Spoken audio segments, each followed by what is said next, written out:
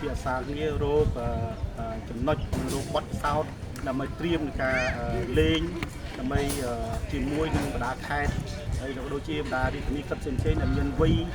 ប្រហាក់ប្រហែលនេះគឺថាយើងទទួលបាទយើងទទួលរៀបចំលេងនៅក្នុងទីលាន11នេះ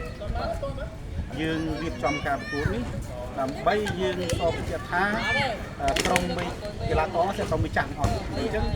ពីគៀងគោក៏មកលេងហើយដើម្បីជាធ្វើជាចាស់កម្រូសម្រាប់ក្មេងគាត់មកចូលរួមការលេងមួយទីក្នុងបាទសូមអរគុណទៀតទៅសម្រាប់ក្រុមខ្ញុំនេះខ្ញុំទទួលបណ្ដាក្រុមលេខទន្លេក្តីបណ្ដាខេត្តផ្សេងៗឲ្យតែគាត់មានក្រុមហើយក្រុមរបស់ខ្ញុំវ័យបាក់តែគ្នាហើយក៏អាច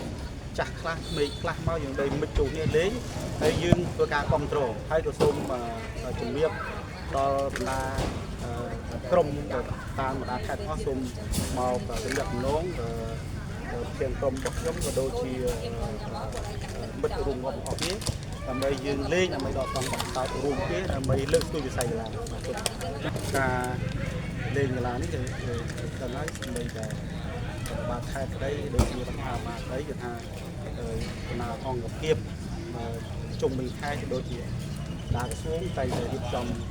កីឡាធ្វើយ៉ាងណាដើម្បីឲ្យខុសវិស័យកីឡានេះដើម្បីជំរុញផ្សព្វផ្សាយដល់បងប្អូនយុវជនចំនួនក្រោយនេះគឺថាជិះវៀងពីការដើរលេងដែល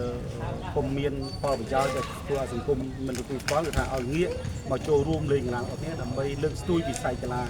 ក្នុងប្រទេសជាតិយើងមកតាមការជំរុញ